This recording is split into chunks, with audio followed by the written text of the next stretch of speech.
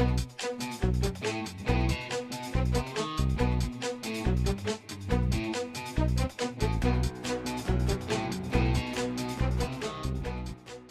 what's up, guys? So as you can see, I took a loss yesterday, and so now I'm matched against Robag. Robag is 127 mil, almost 5.4 mil STP, and here are my stats. I decided to run the same defense as yesterday just to kind of get a feel for, really I want to see what the Night Stalkers and Dorm can do. They pulled a Cabal yesterday, so that's pretty strong team to use on them. And then you can see the rest of what I have here.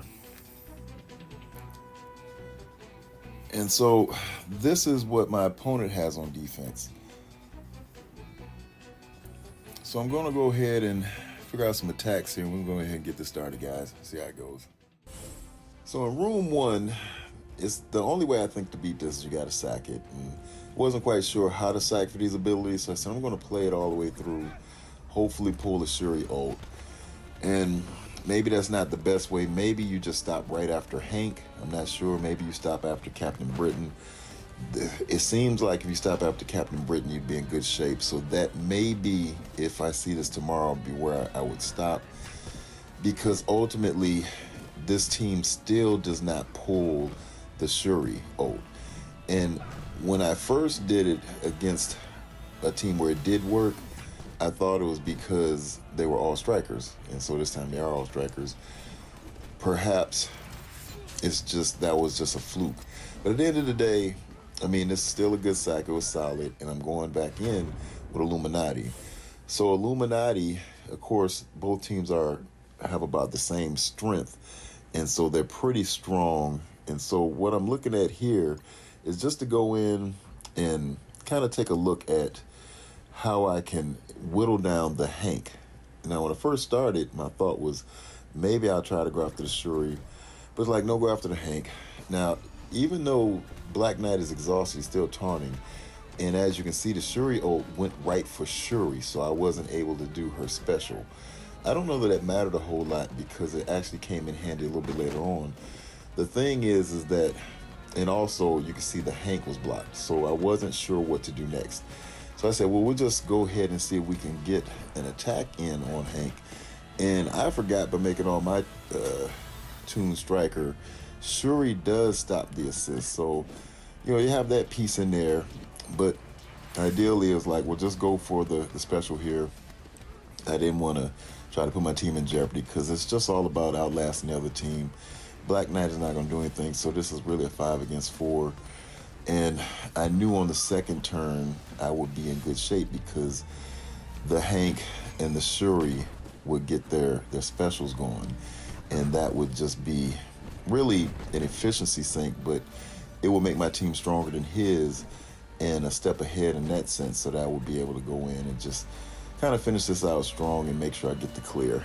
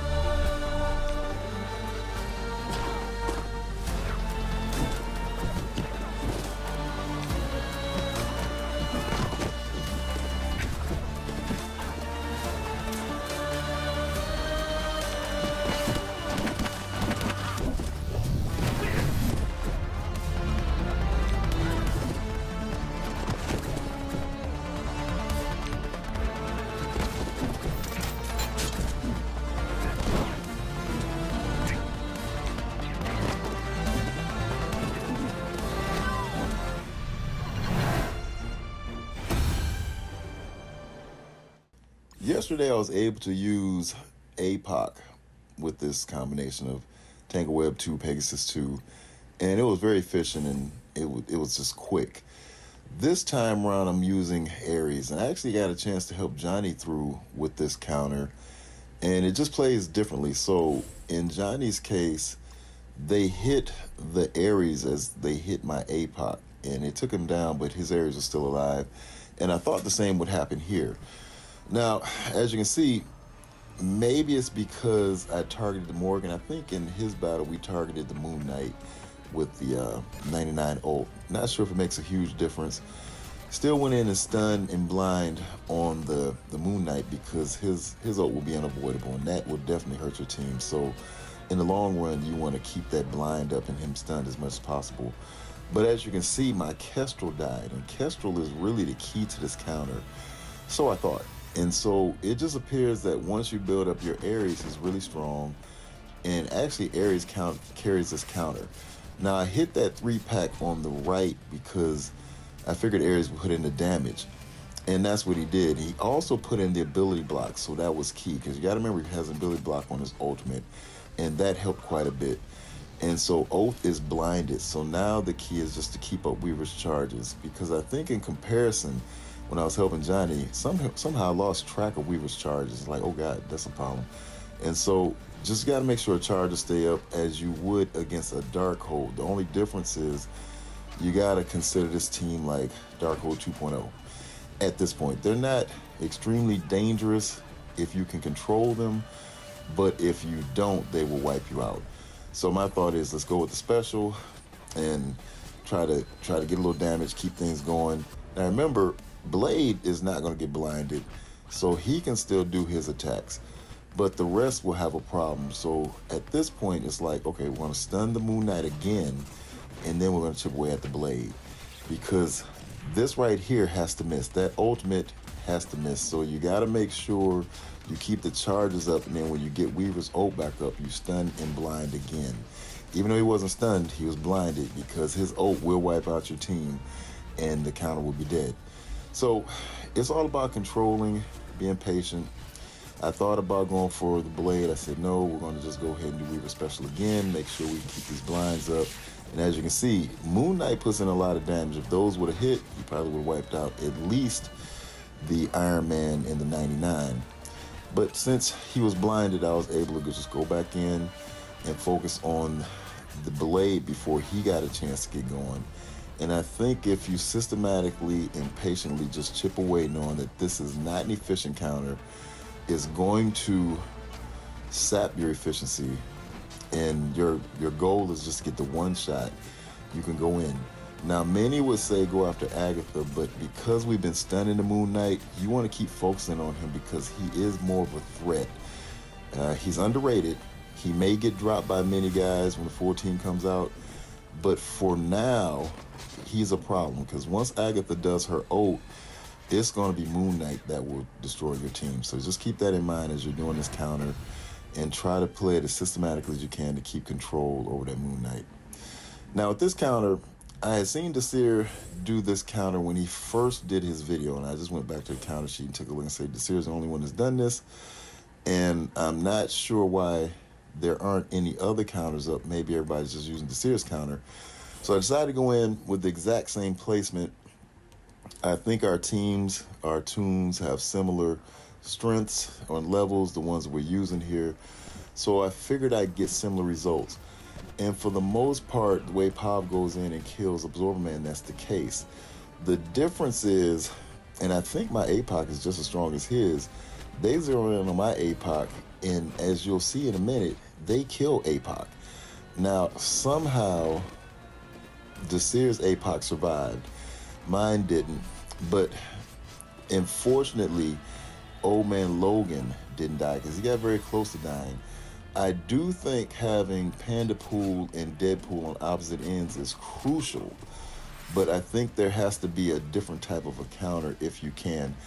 And so I'm not quite sure what that will be yet, because Apoc may need to be somewhere else.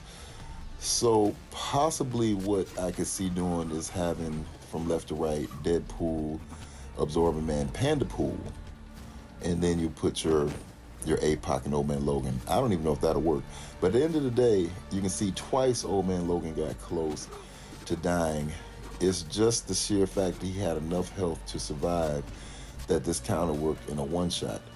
And that's primarily the reason why I'm going for a 1 diamond on Old Man Logan and not trying to get a 1 diamond on Skrull, because I think that it will come in more handy for cases like this, especially if I'm able to get a 2 diamond on him, and then he can survive these hits from these new stat level increased tunes.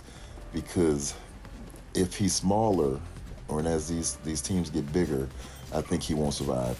But at the end of the day, you can see it takes the 3-piece to keep reviving to whittle down the team. The threat is Pav, and you want to make sure Pav does not kill somebody that you need. And so that's why you're going with Absorbing Man.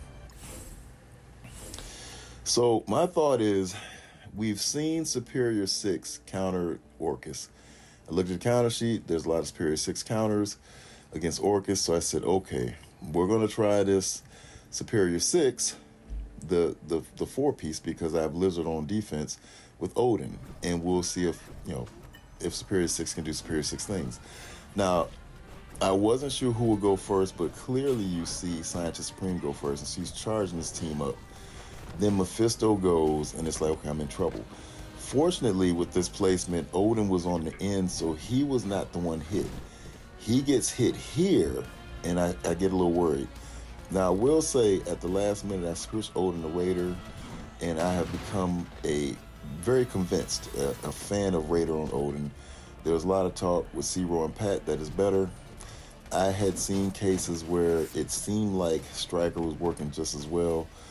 But when it came down to this Orchis being so strong, and you can see how they're just wiping out the key tunes I needed from Superior 6 with Slayer being stunned, this is the Odin show. And so at this point now, all I can do is hope that Odin survives. And so I had it on ×2 because I wasn't sure. I was like, I may have to back out and try something different. But as he started retaliating and I saw the Mephisto almost die after 2 hits, I said, yeah, we're going to just run Raider because this is what it'll take. And I was pretty sure he would win at this point because it was just really about trying to kill the Scientist Supreme. That's all I was worried about, because now Odin is dead. If she gets a turn in, and I kill somebody, she might revive him. But you can see just how this plays out. Odin is he's just overpowered. And so I would suggest you run Raider on him. For times like this, there could be times where you need a striker, but if you're low on purple ISOs, then just commit to Raider. If you've done striker, then do what you can to get it where you have both, because you do need Raider on him. He makes a huge difference, as you can see with this battle. Now here, I wasn't quite sure what to do. I thought about Secret Defenders Eternals, and I said, yeah, they might be too slow. I might not get control over the Weaver. And so I said, we're just gonna go in with the New Warriors. And my thought was the threat would be the Weaver. So I said, let's just go in on Weaver first. And you can see how this is playing out. Now, Weaver goes, and I was like, oh my God, what do I do here? And so I forgot that her blind wouldn't affect them or the way you would play it out. And so I just go in as normal, and so you see Weaver's almost dead. Now, I was still concerned to get rid of the Weaver, and so maybe I should have shifted sooner to Peter, because Peter is the problem. He'll keep Penny alive, and as long as Penny is alive, then Penny can wipe out your team. But being my first time going against this, which I think was a solid defense, you do sacrifice a lot putting Tangle Web on defense, so I'm not suggesting you do it. But it was a strong defense, and so after getting Weaver out and moving to Peter, perhaps it was too late, because you see the damage that Penny is doing. It's just Penny. I think Ghost Spider is doing a little bit to assist in that, but it's really just Penny, and Peter is keeping Penny alive. So I said, well, you got a choice. You can kill the Penny, or you can try to kill the Peter. I wasn't sure I could kill the Penny, so I said, we're going to go for Peter and get him out. And then maybe, because Penny's not getting healed up, I'll be able to just get back around to some of the specials and the ults from the New Warriors and take this team out. And you'll swiftly see I'm not able to do that. One Penny you know, as strong as this Penny is, does so much damage to such an older team like New Warriors that the best I could do is just get it down to here. And so I let it play out. I do what I can. But at the end of the day, you'll see that Penny just wipes out the team. Maybe I should have taken out Ghost Spider when I had the chance, and it could have played a little bit differently, but I don't think it would have. At the end of the day, I think that Peter would have chipped away at this. Well, not Peter. Penny would have chipped away at this team, and it would have gotten the same results you see here. But at the end of the day, fortunately, one of my rooms held, so taking 2 attacks to wipe this team out wasn't the most terrible thing. And sometimes you do have to just play it through and say, hey, is this going to be a double tap? If I would have done that yesterday, taking this approach, just to double tap, going with New Warriors first, maybe I would have won. And so there's just little mistakes that happen that you got to make corrections on as you go. And so here, because I was excited I got things done, my first thought was like, I'll just go in with Vulture. Probably should have gone in with Kang. Totally forgot I had Kang. And it was not on my mind. I was like, let's just make sure Vulture gets the speed. He does get the speed, but I forgot without the Superior 6, the dodges are there. So he dodged, Nightcrawler dodged, doesn't get the slow, I don't get the crit. I said, oh my God, so let's see what can happen here. Now remember, they got the dodge, so I'm saying, well, at least if Ultimus goes in, then I can get the crit, and then they dodge again. It's only the sheer fact that this is a stronger team, meaning Cabal, than over the Extreme X-Men here, that they were able to survive these hits and then just get going. Because this was totally misplayed as far as trying to take in the tune that would ignite the Extreme X-Men. And so that's just something to think about, because they will have the evades, and you want somebody that can go right into them, and that will be Kang.